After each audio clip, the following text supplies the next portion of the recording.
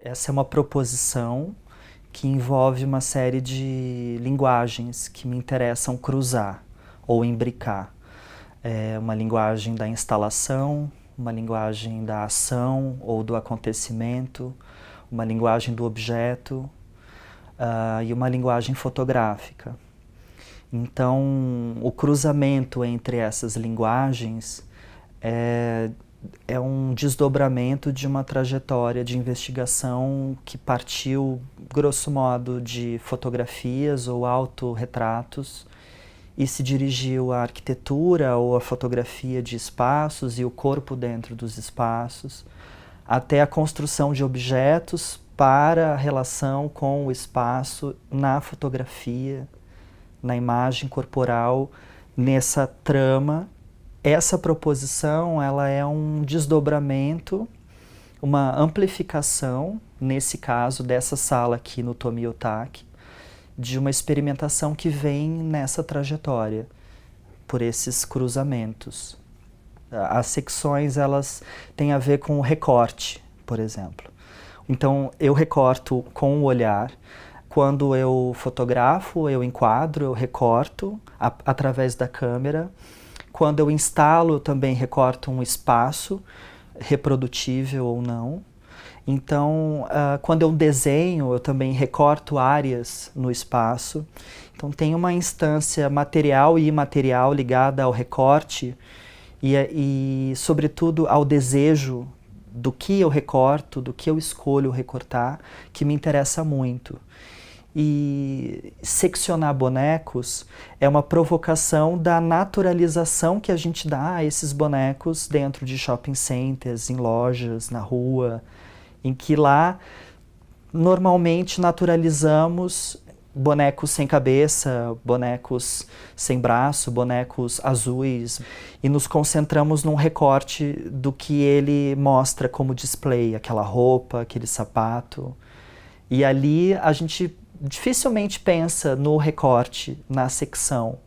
Então, essa proposição, esse gabinete de roupas, ele é uma provocação de desnaturalizar essa figura humana, esse simulacro de figura humana, tão seccionado ali fora, na rua, mas que quando a gente coloca dentro do espaço expositivo, que recorta uma proposição, isso fica muito nítido.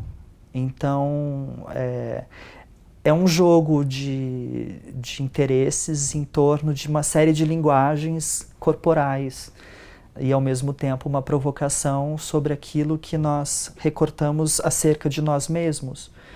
Ver um boneco representando, simulando uma criança com uma roupa à venda com uma etiqueta de R$ 500. Na rua, normalmente não é chocante, mas um simulacro de um menino de plástico seccionado dentro da galeria, ele tende, por esse deslocamento, a nos sublinhar essa instância artificial, agressiva mesmo, né, da representação de nós mesmos.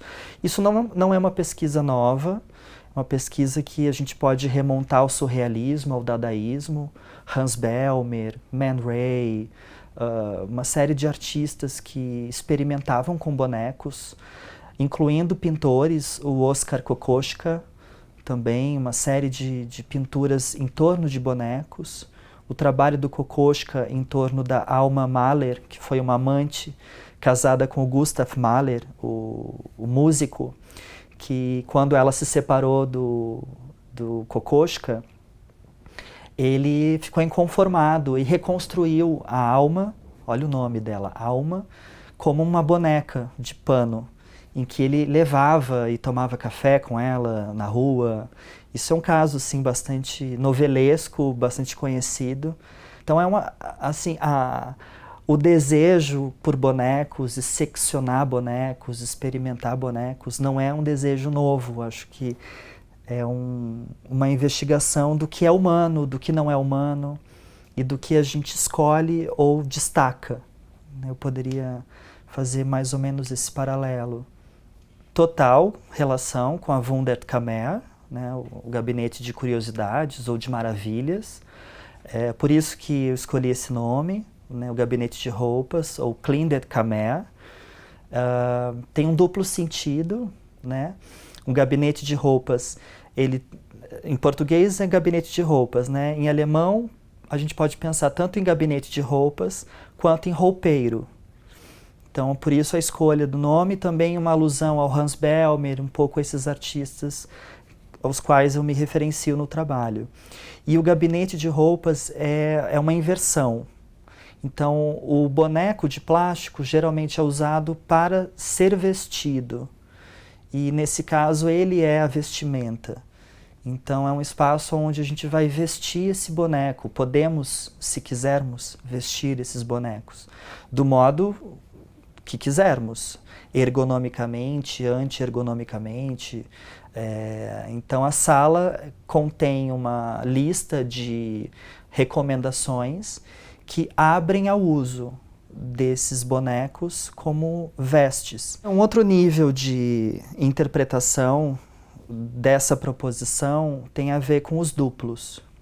Então, o boneco é um duplo artificial e estereotipado do humano, né? Ele é um anti-humano com uma feição que nos lembra o humano. E nesse sentido do duplo, esse gabinete, ele é um espelhamento de mim mesmo, que tem olhos claros, pele clara, e ao mesmo tempo eu moro no Rio de Janeiro, onde é um espaço misturado, espaço onde tem negros, pardos, índios, muito mais intensamente. Eu sou do Sul. Então, vivendo no Rio de Janeiro, o meu corpo, biopoliticamente pensando, ele é considerado o corpo opressor. Quando a gente olha no mercado, nessa sociedade do consumo, a gente constata que esse corpo opressor, branco, de olhos azuis, ele é o modelo, né? Ele é um modelo, um modelo de fetiche, de consumo. Então é uma pesquisa de duplo, de opressões, de espelhamentos e de poder colocar o outro numa condição de desconforto, numa condição de uma certa idiotia na relação com esse modelo, ao invés de reiterar a opressão dele. Então é uma discussão que não se fecha, que se abre, é um conflito que não se esgota, porque, enfim, é o meu corpo nessa cidade, e sou brasileiro, então é essa mistura, esse conflito que se dá. Então fica essa pesquisa mesmo, barra provocação, barra desnaturalização, a partir de modelos de opressão. Essa proposição não é constituída por bonecos, ou por bases, ou por placas. Essa proposição é uma sala circular, como um fórum, uma espécie de assembleia do corpo, numa escala menor, porque é uma sala pequena. Como ela não tem arestas, esses vetores não têm cantos. Então ela é uma sala que, de algum modo, obriga você a percorrer integralmente ela. Você não tem como se defender num canto e ficar numa posição de totem, caçador, olhando para o restante. Você já entrou nesse ambiente. Então, nesse sentido, há uma outra camada que é de quase um site specific. Essa proposição montada para essa sala, né? Uma configuração bastante propositalmente, ironicamente formalista, com esses modelos que têm curvas, são modelos, entre aspas, anatômicos, com secções, todas arredondadas. Então é mais uma metonímia desse espaço da sala, né? Essa sala redonda, cheia de bonecos com buracos redondos, e numa sala onde você não tem vetor, você não tem canto. Então você já entra nessa experiência. Uma sala que você pode brincar com esses bonecos, e você pode também entrar nessa dimensão mais opressiva com eles.